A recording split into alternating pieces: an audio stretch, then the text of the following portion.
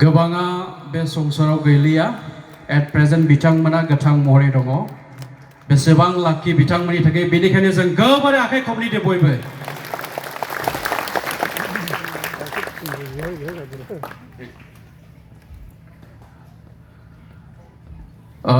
नखरनिया दङब्ला अननानै गोख्रै फै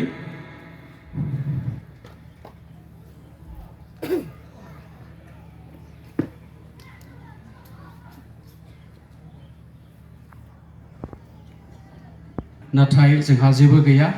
साननानै लादो नोंथांमोननिनो जों साफा साफा फिसाफोर नांगौ जायोब्ला जों बिफानियावसो बिगोन आरो जियानो हक हामबायसै साफ्रोमबो